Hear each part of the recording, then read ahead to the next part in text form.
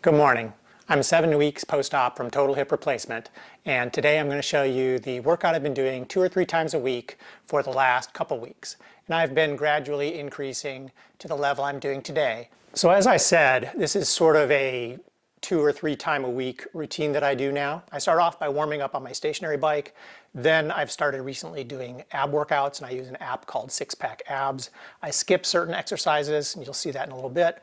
Then I do some light weights, mostly upper body, although there are a couple lower body things that my physician told me that I could do at this stage.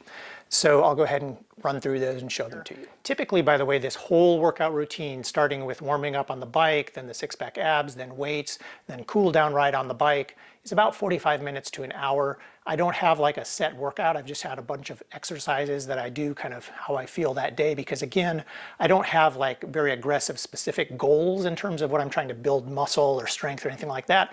I'm just trying to maintain fitness and kind of get back into the exercise routine.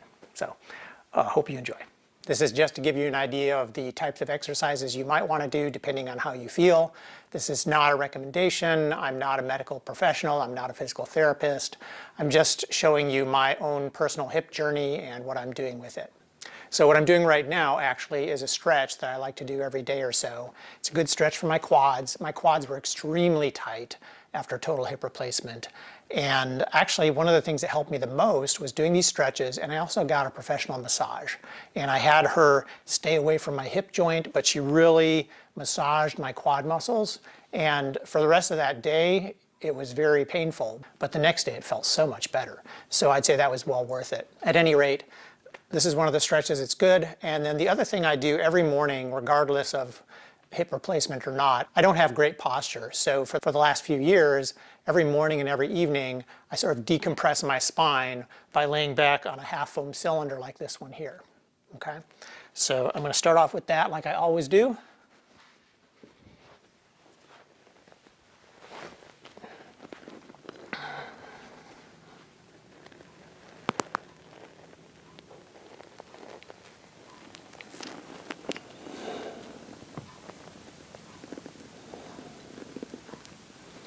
And I don't know if you can hear those, if the mic is picking them up, but you could actually hear my spine popping and decompressing.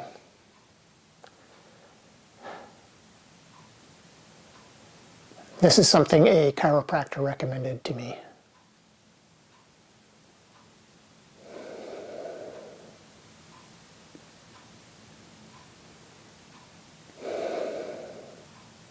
I don't do it for very long, but I try to do it twice a day, and it really feels wonderful. And I do think it's helped in my posture. While I'm down here on the floor, the other thing I wanted to show you is the abductor exercises that they've asked me to do. So the abductors are these small muscles on the outside of your hip that let you lift it to the side. And after hip surgery, all those little muscles are pretty much useless. I don't know if it's because they're aggravated or stretched out from the surgical procedure or what it is, but I found them to all be very weak. Both my abductors, the adductors, which are on the inside of my thigh, as well as my hip flexors, which are used to lift your leg up. So in my 2-week post-op visit with my surgeon, actually with his physician's assistant, they told me that one of the most important things I could do is strengthen these abductors. And the way you do that is not by repetition, it's just by holding them up and exercising them for as long as you can. And he told me at that time that my goal was to be able to hold my leg up for a total of 5 minutes at one time. He said initially I might not be able to do that, and he was right, but he said go ahead and work toward it. So what he said is, you want to go for a total of holding that leg up for 5 minutes. And ideally you're doing that laying down, so you're holding it up against gravity. If you're not strong enough to do that, you can do it while standing up against the wall on this side and then lifting it out to the side, okay? But ultimately you want to be laying flat like I'm about to show you. So as I said, initially you're not able to lift it for 5 minutes. You might only be able to lift it for a short period. And what he said though is, keep doing it until you've accumulated 5 minutes, and do that every day or two, right? So the first time I did this, I think I was only able to hold it up for 2 minutes at one time. So what I did is I lifted it up for 2 minutes, then I laid it down and rested for a minute, then I lifted it up for another minute, rested for a minute, lifted for a minute, rested for a minute, lifted for a minute, and there you go. You got a total of 5 minutes, even though it took me about 8 minutes to get that in. And that's okay. So then from that, over a period of a couple weeks, I was able to work up to actually being able to hold it up for a full 5 minutes. And usually I would have a pillow down here, but I don't have one today. And you kind of roll, you don't want to be exactly like this because it doesn't quite work your abductors correctly. So he said you should roll forward slightly and then just lift your leg up like this. And I'll be honest, when I was getting up to 3 minutes or 4 minutes or 5 minutes, it really helped me to have something to distract me during that time so that I wasn't thinking about my muscle and how it was burning and whatnot. So I would be checking my email on my phone or listening to music or watching something on TV, and that really helped the time pass. So I am able to hold this up for a full 5 minutes. However, I'm not going to bore you by doing that right now for you. What I also found helpful is like I might hold it for a minute or two in this position and then shifting it up a little bit might give me a little different position, give me a slight break to the muscle or a different part of the muscle gets engaged. So I might do that, I might lower it down a little bit, but mostly I'm just holding it in position. I think it's worth noting at this point that many physicians nowadays, it's not all physicians, but many physicians recommend no physical therapy after total hip replacement. Now that doesn't mean literally no physical therapy. What they mean is no formal physical therapy. They don't want you going to a physical therapist and having them give you all kinds of mobility exercises. Their theory is that the best way to recover from total hip replacement is just to walk, to let it heal, and to do small stretches and exercises like this abductor exercise, nothing more. And I have to say personally, I've been to physical therapists in the past, and while they're great, sometimes they prescribe you too much, and that can cause other problems. So I do like the idea of no PT with this, so I'm kind of going at my own pace. And I have not seen a physical therapist. Okay, so anyhow, I'm going to go ahead and move on to another exercise. This is my Concept 2 bike erg. It is a great stationary bike, and I have done bike rides like 20 minutes. I haven't done more than that on this. Usually I'm watching TV, one episode of The Family Guy or so. But when I started doing the weight workouts, I just started using this as a warm-up and a cool down. So I would go ahead and just do about 10 or 11 minutes before I would get into my weight workout. And if you can see the settings down here for resistance, I'm only at somewhere around 2 or 3. So it's very, very low resistance at this stage of my hip recovery. I wouldn't want to do any more than this.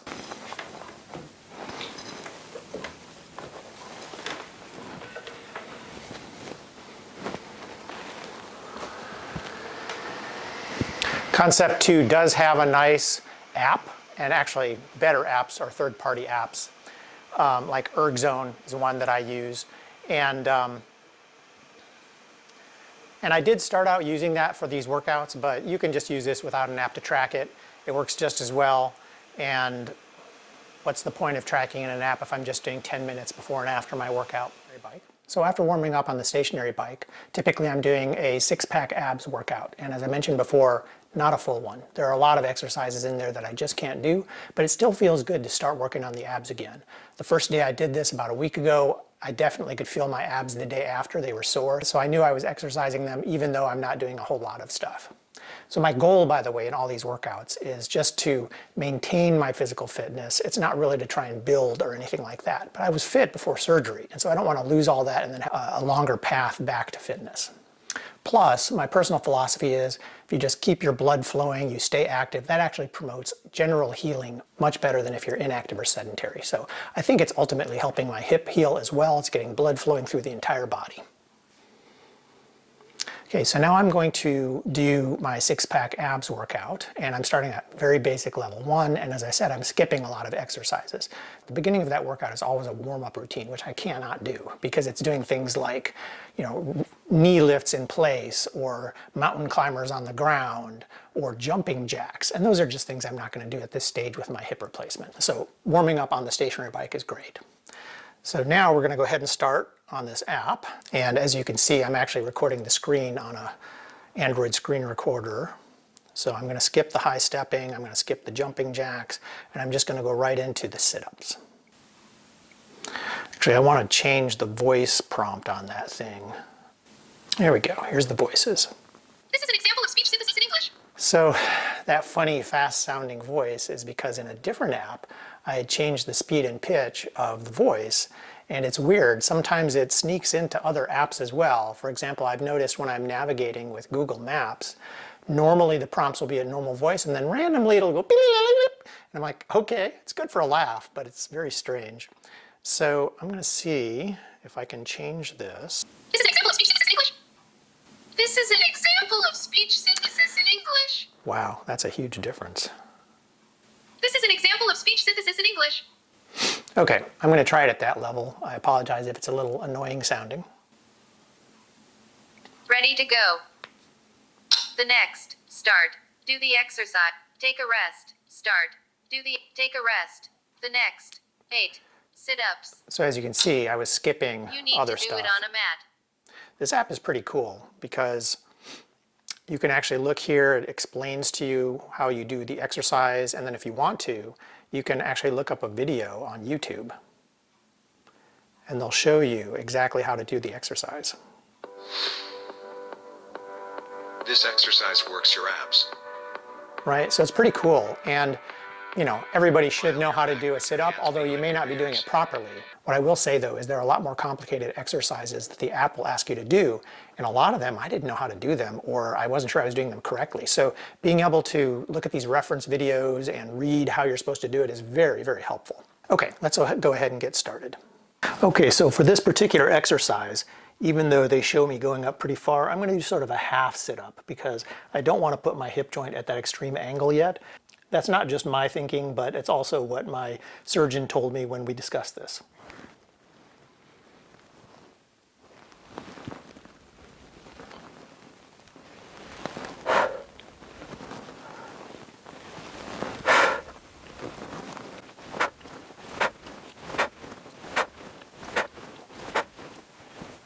Take a rest. The next. 12. Russian twist. 6. Each side. So this next exercise is one that actually works out this hip flexor. And so I like it, but I'm also pretty weak doing it. Now normally before surgery, I would do this holding like a 20-pound weight as I rotated. 3, But I'm just doing 2, it with my arms now. 1. Start. Do the exercise. 12. Russian twist. 6. Each side.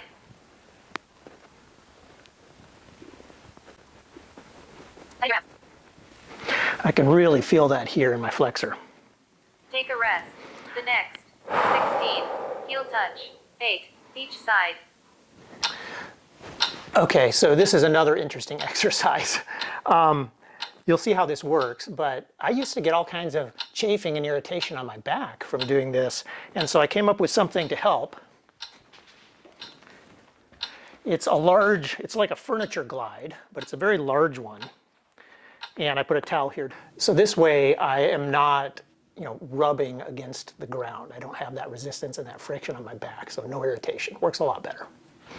Keep your lower back on the floor.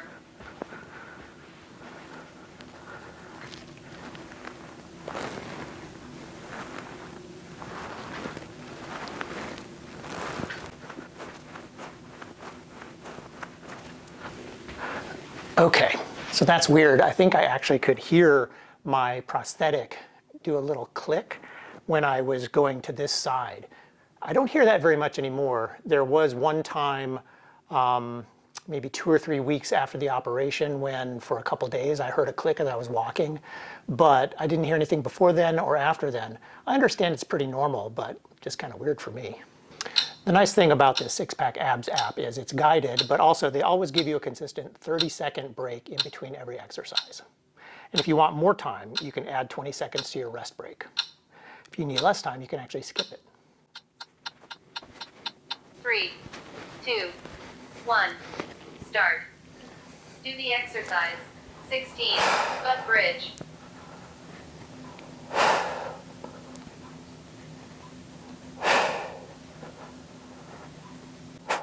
This exercise right your low back.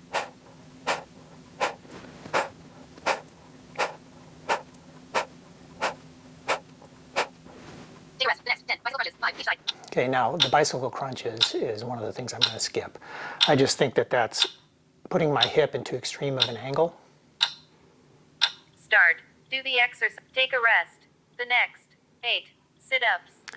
The other thing that's very predictable about six-pack abs is that every workout, it takes you through 2 cycles of the same exercises. Sometimes there are teeny tiny little variations, but almost always consistently 2 times through the same exercises. So now I'm starting back again with the sit-ups. So we'll go through that one more time. Please change the workout.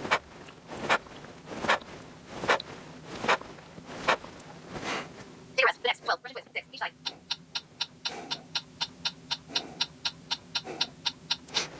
3, 2, 1, start. Do the exercise. 12 Russian twists. 6 each side. Get more of a challenge. Hold it up. Take a rest. The next. 16 heel touch. 8 each side. Feels good to 25 reps of these exercises. 3, 2, 1, start. Do the exercise. 16 heel touch. 8 each side. Keep your lower back on the floor. Take a rest. The next. 16 butt bridge.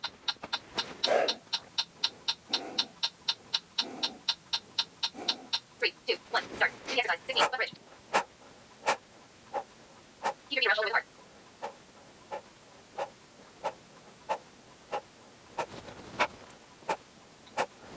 Take a rest. The next 10 bicycle crunches. 5 each side. Start. Do the rest. The next 30 seconds. Go for stretch.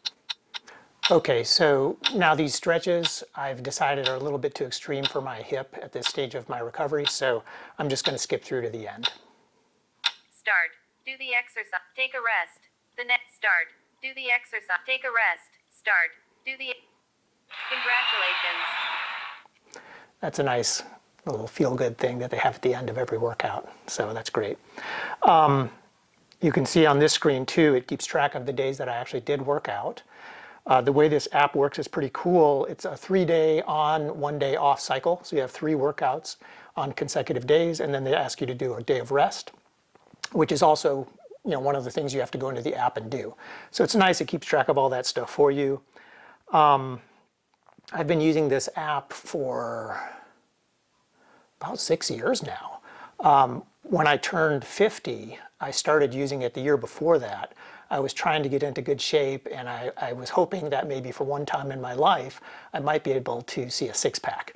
Well, I didn't quite get there. I mean, I got down to 8% body fat, and you could see all kinds of things. But evidently, the very last place that I keep any extra weight is right in my midsection. So I don't know.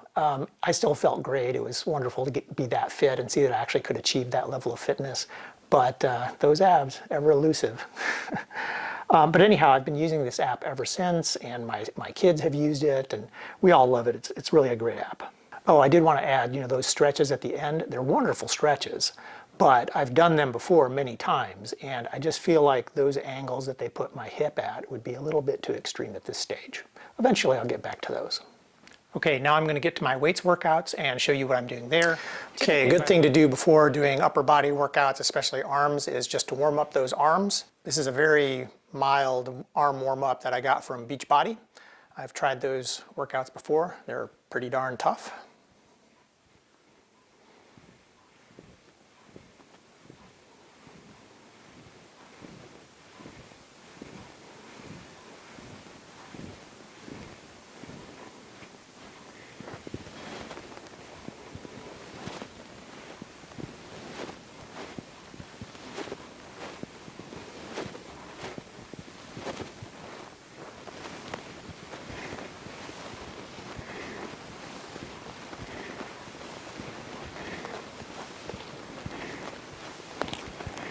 So when I first started doing weights of any kind a few weeks ago, the physician's assistant told me not to exceed 15-pound weights. So I stuck to that. Now that I'm quite a few weeks further into it, I've started to increase my weights, but I'm still moderating. I know that when you use heavy weights, sometimes you have to engage the core and your hips to sort of stabilize things, and I don't want to overdo it with my new hip replacement. So I have gotten up to about 25 pounds on bench presses and things like that, but otherwise I'm just sticking with lighter weights. And I'm not too worried about it because, again, I don't have any aggressive or specific goals, just general fitness.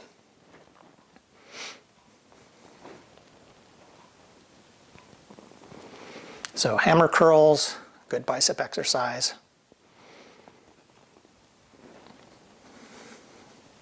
And pretty much every exercise that I'm doing, I usually try and do 2 or 3 sets, although not necessarily right in sequence. Sometimes I just do split sets and hop from one exercise to the next and then back again.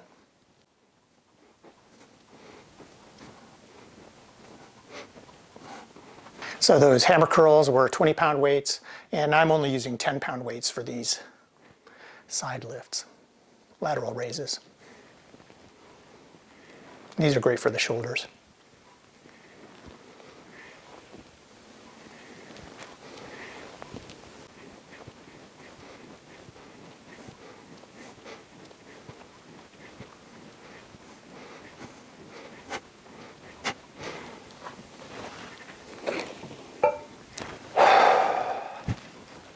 So typically I'll kind of walk around the room while I'm in between sets. That's good for my hip, and it's also just good to keep the body moving. And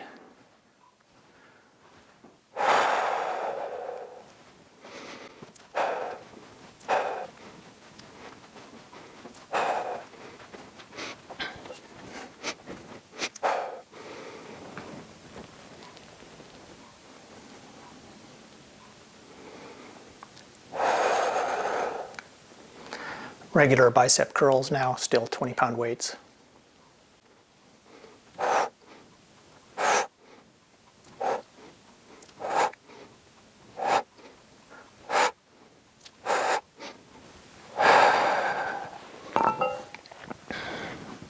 I think another thing to mention is that ever since surgery, I've had sort of a problem with my opposite elbow. It's kind of weird. My hip was done on the right side, and ever since surgery, this left elbow has been bothering me. I don't know why. I have a couple theories. I think when they do the hip replacement, they actually have you lying on the opposite side. So maybe I was lying on this arm in a weird position or something. Or, you know, maybe it was because for probably the first week after surgery, I sleep on my sides, and normally I flip, you know, multiple times each night. But I had to sleep on this side almost exclusively for that first week, so maybe that had something to do with it. And then my third theory is that maybe it has something to do with when I was walking with crutches and things like that. You know, maybe some overuse of this arm because I was trying to, you know, steady myself and compensate for my bad hip. So not sure why, but I definitely still feel some problems over here. It's not as bad as it was. And part of the reason I'm doing these exercises is to get blood flow to the tendons and ligaments in the elbow joint so that hopefully they can heal. And you'll see later I do a couple other exercises specifically for that. Okay, I'm actually going down in weight from my 10-pound dumbbells to 8-pound dumbbells because these lateral raises I'm going to do are a much longer lever, and so I don't want to overstrain anything.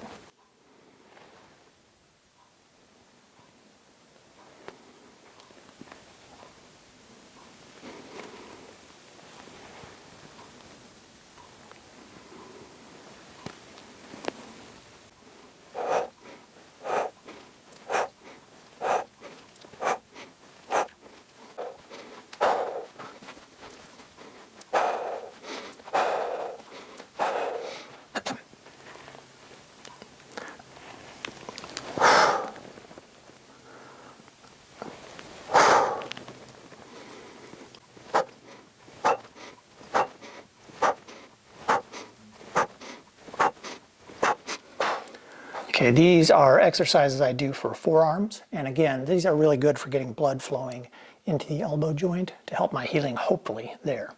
So with heavier weights, I'll do like this, but with these lighter weights, there are two other variations that I do, like this.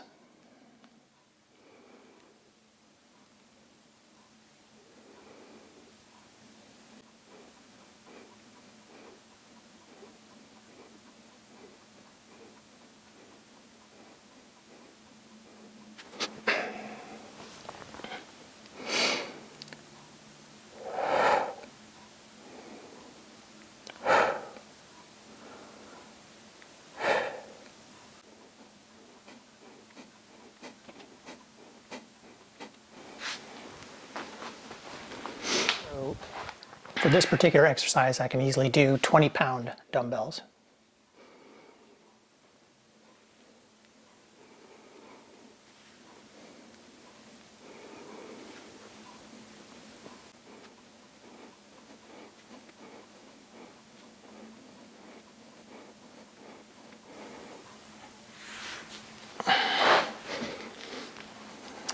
And then for bench presses, I'm typically doing 25-pound dumbbells now.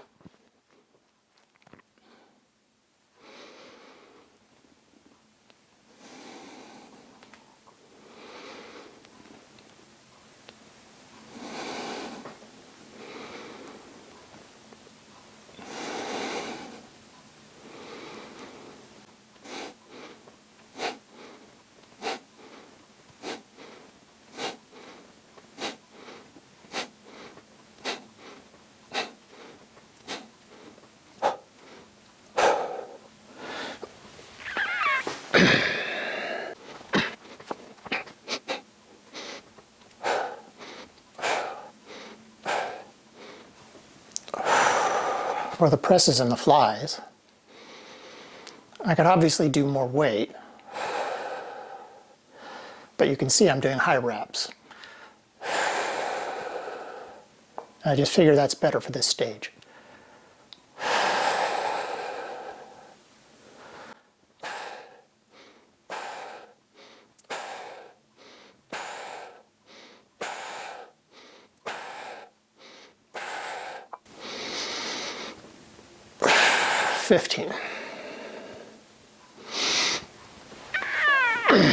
Okay, so for triceps, this is a good exercise.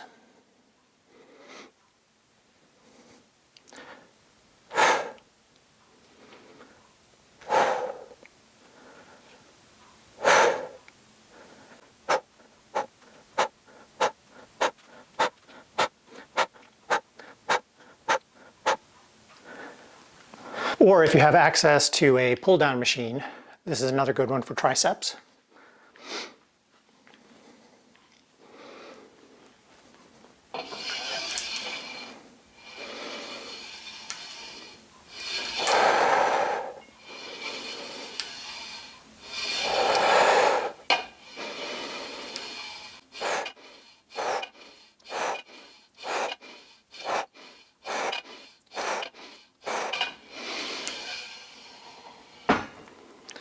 Okay, this is another exercise that my surgeon said I could do because it really doesn't engage the hip. It is a quad exercise and you're using the knee joint. So I've not tried this for a while. This is less than ideal. This really should be mounted a little bit higher off the ground as on that workbench over there, but I just wanted to try it out.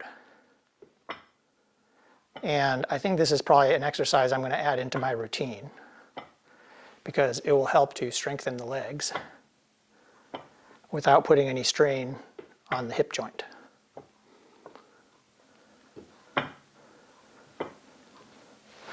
Okay, well that was a successful experiment. Okay, so at this stage of my workout, I would end with a cool down ride on my stationary bike. I hope you guys have enjoyed today's video. I've enjoyed making it for you, and I hope you found some of these exercises helpful. Again, I'm not a medical professional. I'm not a doctor. This is just the exercise routine that I'm following in my own hip recovery. I'm now 7 weeks post-op.